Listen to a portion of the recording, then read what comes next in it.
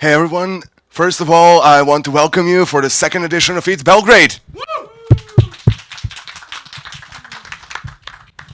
As an opening speaker, we have a special fan of ours and a special guest, Edi Sinovcic, one of the people who was part of the Ethereum Foundation, a co-founder or a founder of a SpaceShard and a founder of Nimbora. So we have an amazing topic today regarding the ZK. So for all of you here curious to hear the Eddie's path, Eddie's journey, and Eddie's knowledge and skills, you're in the definitely right room. So without further ado, I want to give the mic to Eddie. So please give it up for Eddie. You can be a host on those like American rodeo things, I think. So, GM all. So yeah, just like for the temperature check, who here works in something related to ZK field? Okay, yeah, not that much people. So how many of you have heard about ZK here? Okay, this is a bit better. So yeah, how many of you have used the ZK in production? Oh, that's what I expected, because usually, everybody uses ZK, but it doesn't mean what you think it means. So let's start a bit. So like, it's going to be a lightweight presentation for the morning, just to kick it off. More for the non-ZKOGs audience and so on, just to give you all the overview of the stuff that's kind of what was happening in the past, what's kind of like current, and what we kind of expect in the future. So, just to kick off the things in the morning. Just like a bit on me, although like the intro was really interesting, I was a core dev in Ethereum Foundation back in the day, worked mostly on in Solidity team on stuff that's kind of Sourcify and so on. The whole idea behind that was to do automatic verification of smart contracts and so on. But I have had a brief venture in something that's called Socrates. It's a toolbox for ZK snarks on Ethereum. It was kind of a couple of months and so on. Actually, that's how I got in the EF and so on. So like, I kind of dig into the ZK a long time ago, but didn't deep dive into it, too deep, because 5-6 years ago, everybody said like, yeah, it won't mature anytime soon. Like it's like 15 years in the future and so on. But now maybe, they were wrong. So that was that. And then, when the DeFi summer kind of started after the EF, I founded something that's called Shard Labs, that to this day does kind of a bunch of DeFi-related stuff, the biggest LSD on Polygon, for example, and so on. But kind of always that ZK thing was bringing me back. Is now the time to jump in. And then 3 years ago, we started working with Starkware basically back then, on the tooling and stuff. We wanted to deep dive into the building dApps, building DeFi on Starknet stack. Obviously, there was nothing back then. Like it was pre-mainnet and so on. There was no things happening and so on. And that's how we started. We started helping them with a bunch of dev tools and so on. And that's one of the first serious ventures. And that's when like SpaceShard was founded and so on. And SpaceShard to this day does a bunch of things related to ZK tooling and dev tools, bridges, and those kind of things.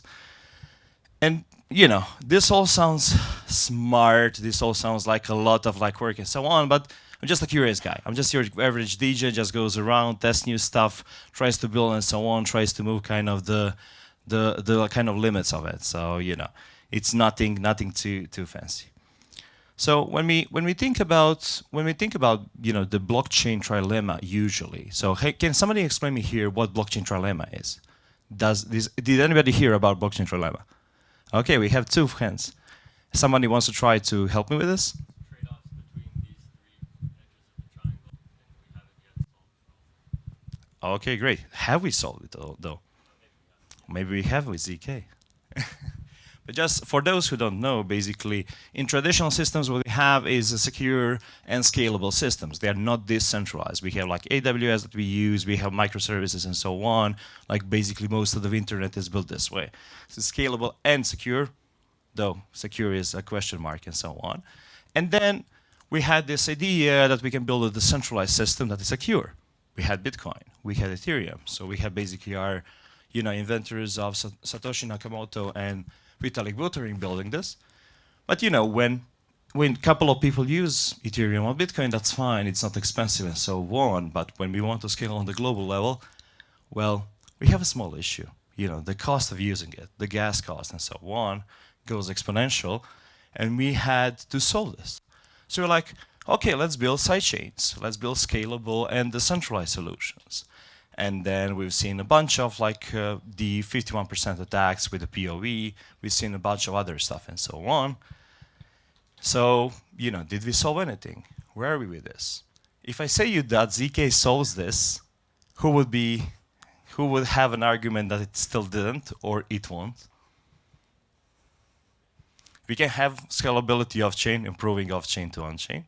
We can have multiple sequences improvers that are decentralized and can orchestrate this. And obviously it can be secure because of the math and cryptography. So is ZK the holy grail? Well, maybe with some caveats. So the current overview of zero-knowledge landscape looks like this. So we have a bunch of things that we can do. We heard about all these general purpose rollups. They're airdrops and stuff from the big ones like Starknet, ZK Sync, Scroll, and so on to others. But they're general purpose, which means that you can do any computation on all these chains. In the past, we also had some specific ones like StarkX, which is focused on specific use cases. The core crux of it is that you can do some computation, generate a mathematical representation of that code into some math, and then prove that math on-chain. It's like zipping the data, zipping the computation on-chain. So you don't have to put all the state, all the stuff on-chain, you can just pour part of it. It's like when you zip with WinRAR and so on. You put less data to it, and that way you can scale the layer 1 with this layer 2 trees and so on. As we see, there is a lot of different approaches to this, on the VM level, on the side of things. So it's a complex space from privacy to gaming and so on. And what we seen is we started with general computation layers, and now we are moving slowly to more optimized use cases for a specific gaming, privacy, DeFi, and so on. Any questions so far? Okay, sounds good. So when we compare the numbers from the last year to this year, we can see here that still optimistic rollups lead the way. Do you see the screen, by the way? Is it clear enough? Is it too white? I can read some numbers. So basically here what we can see is that both Arbitrum and Optimism, well, the majority of the L2 market share last year. We talked about 85% of the market share, and then we have some others, basically chains and so on. And then this year, we can see that their market share is similar, a bit less maybe, but it's still majority of the thing. So what this means? Is ZK here or is it the future? Are we on what level are we? What do you think, guys? Is ZK the reality or just the thing of the future? Why are we still having just the optimistic rollups in production with majority of stake? If it's still centralized, it doesn't matter that much. That's a good one. But why do you think there is majority of the still the activity still of TVL and so on the optimistic rollup instead of ZK, which is better tech that is agreed by everybody?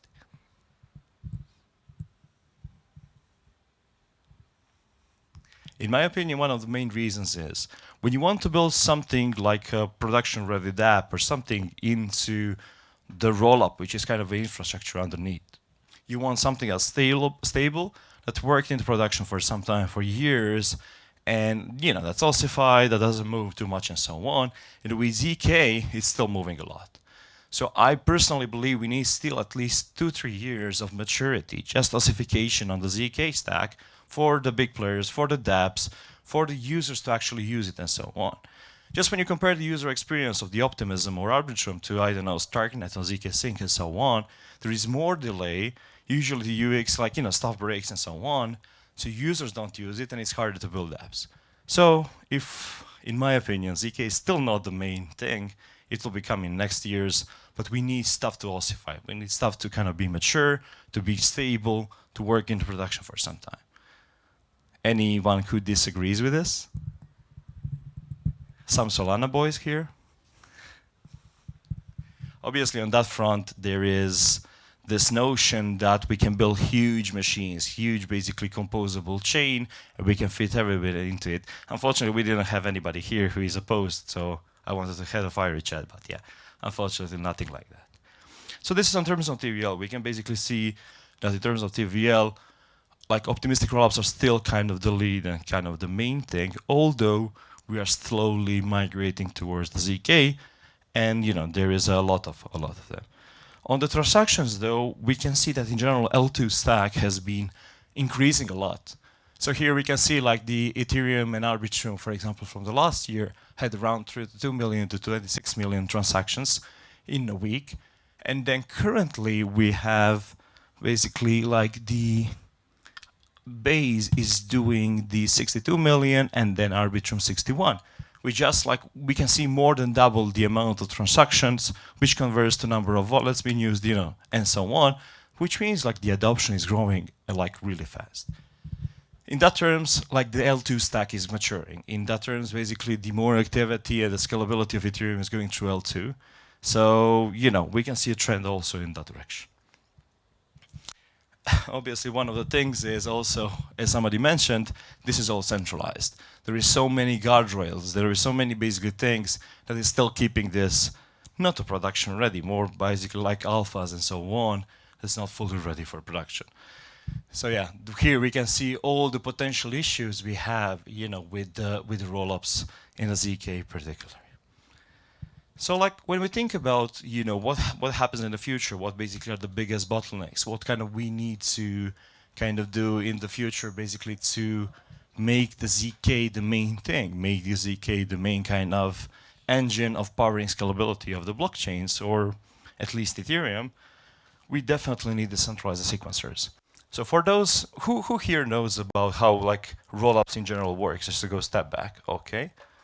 Sounds good. Can somebody explain me a bit what is kind of the difference between sidechain, like a blockchain, and then a rollup?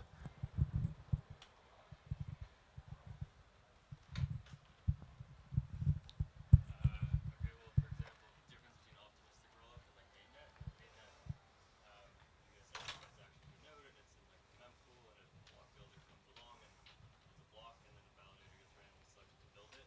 That's much more centralized on an optimistic rollup where there's a centralized sequencer who receives those transactions and builds them in blocks and kind of that block building is validating it at the same time and then they write these batch blocks. So they write these batchy transactions into a block, and then they write that to the parent chain. And then the security model is that, for example, like on Arbitrum, there are a closed set of observers who can challenge the blocks the sequencer has been writing to the parent chain, and then get rewarded if the sequencer is being a bad actor.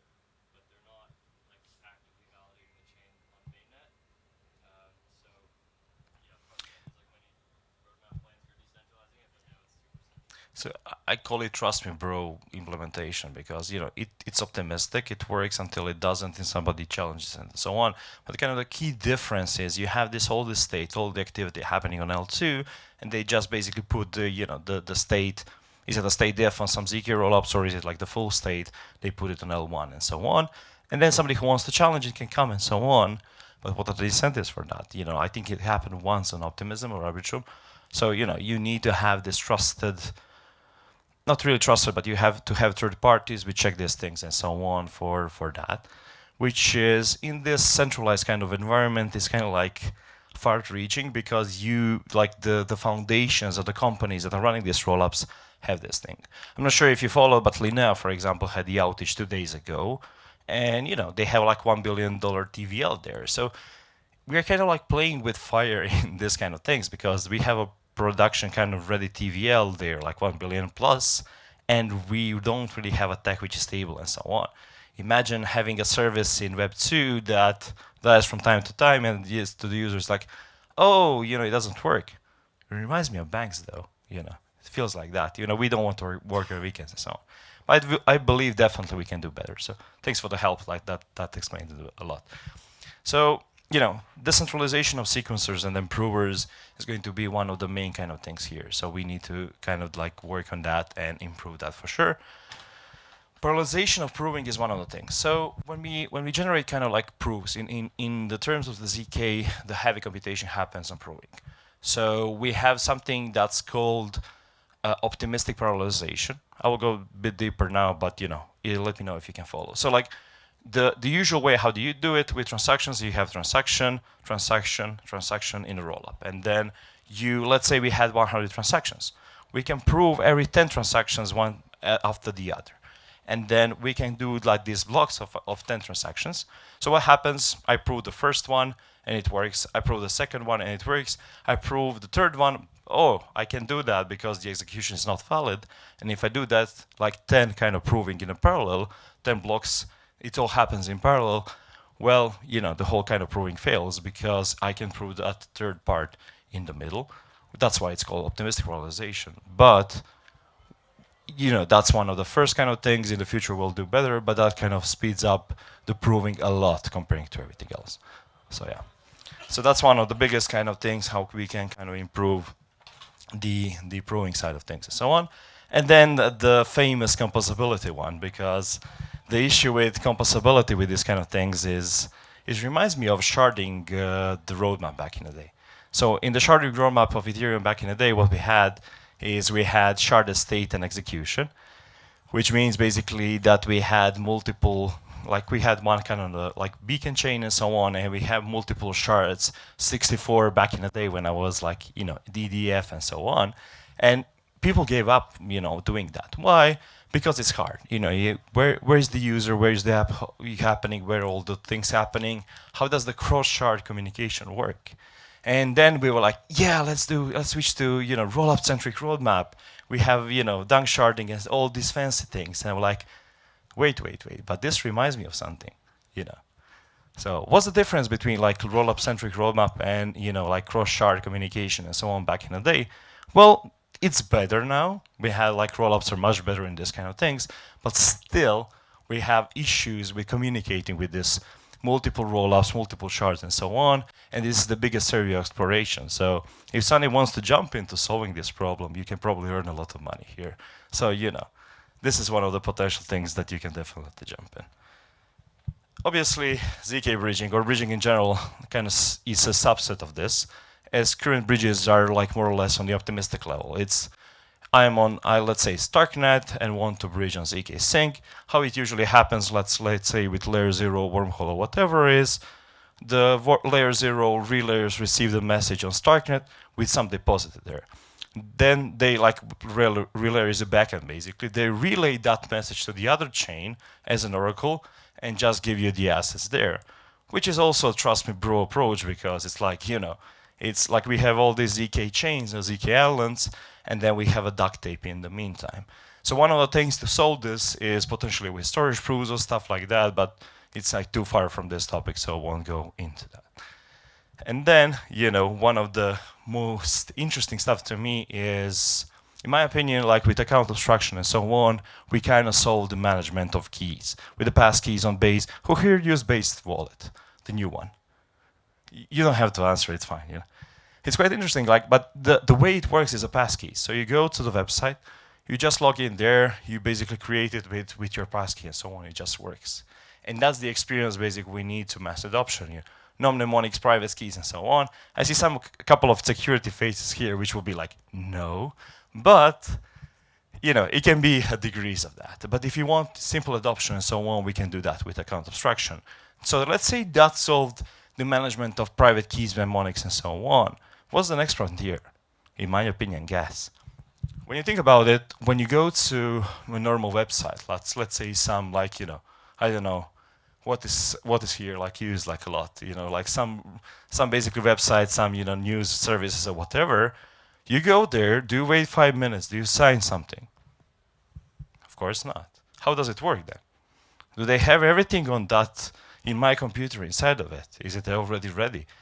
Absolutely not. What they basically do is they load the first website and then they do a bunch of requests in the background to get the data basically lazy loaded. Why are we not doing that in Web3? I don't know. Also, do we pay more if we use the website in the time where there is congestion or more users and so on? Not really. Why do we do that with blockchains? One of the key points and key things we need to solve in the future is gas oscillations and gas spikes. In ZK now, like in the rollouts basically like happening, we have sub-cent transaction fees, which means that we can potentially even abstract the gas fees from the user and acquire it to as a gas cost for using our dApp. So let's say we wanted to use this, like, vault-based kind of system that is kind of fully basically gasless and omni-chain earn program, but you have like a Verb2 experience. Did you ever use Revolut? Did you ever use the Robinhoods? Whoever did invest into this. What do you use for savings? Do you save or just spend money? Yeah, I mean, sure, that's called earn. That's called earn, yeah. But do you use like some savings account and so on? What do you use? Bitcoin. Okay, that's good. Somebody else? Everybody just tapes, nobody saves. Okay, wrong audience for this pitch, obviously. But the whole idea kind of is, if you have a seamless experience, let's say you have some like debit card, you have some assets on it. Why are those assets not earning you yield? Why those assets are not earning you money and so on passively, while basically you are doing nothing? Well, that's what we are trying to do with Nimbora, basically. Fully gasless experience, like it's Web2, like you have a kind of a debit card, you have something basically that you already want to use, let's say Holyhead or something, and then you can just integrate into this without having to click anything. It's like one thing, you opt in into their program, like you have on Binance or like you have like in some centralized kind of exchange, but it's fully self-custodial, it's cross-chain. And how it works actually is we use L2s to aggregate user deposits and so on, and then we shuttle them to the destination where the yield is, which means that the more users we get, the less cost of gas we have per user, and we can account that as a kind of metric of as a gas cost, basically. So you don't, acquisition basically cost for the user, and then in the future we can take part of the profit or something, so you don't see this friction. So we are working on this. Basically, it's alpha. It just launched basically on StarkNet a week ago. So we'll see. But if you're interested, feel free to give us some kind of update and give us some feedback on this. How do you think it's good? So this is kind of like the way it works and so on, but won't get in too deep into that. And obviously, architecture is a bit more complex. So yeah, I think that's all. If you have any questions, I'm here. So this was a small intro to just the landscape of ZK. You will have a lot of interesting presentations after this into deep math. So yeah, thanks a lot for that. So do we have any questions for Eddie? Don't be shy. It's early morning still. So It's in the morning.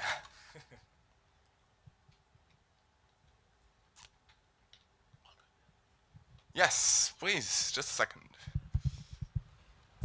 Yeah, maybe kind of an obvious question, but what are the risks of my funds being invested somewhere? You said where the yield is, but the higher the yield, generally the higher the risk. So what happens if the thing that you put my money into has crashed suddenly, and like then what? So usually what we show on the website is medium, low, and high risk. So low, medium, and high risk. It depends basically what strategy do you want. Do you want to invest into Spark, for example, which you then have a risk of the SDI vault plus basically the bridging and so on? Or do you want to, I don't know, invest into Pendle strategy, which does a bunch of shenanigans? There is a different risk and different kind of like yield or kind of APR you get for that. So basically, it's all dependent on how much risk you want to take. The higher the APR is, and basically the strategies work separately on L1. Let's say this is the L1 strategy. It works separately for the user. There is active management. So you can think about it as a yearn, but just like the vaults and the user kind of activities on L2. But still, in the case that something happens, we have a monitoring on L1 directly. We can pause the contracts, unwind the position, and so on. So it's kind of independent from the user action. It's kind of a managed position and so on. Did that answer it? And we have one more question upstairs.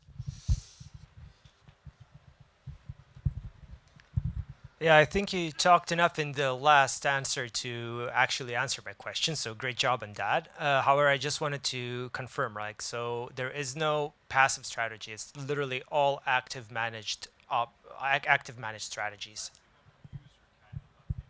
Passive from the user perspective, but active on your side. Absolutely. Okay, thank you. And we have time for one more question. Quick question. Yes.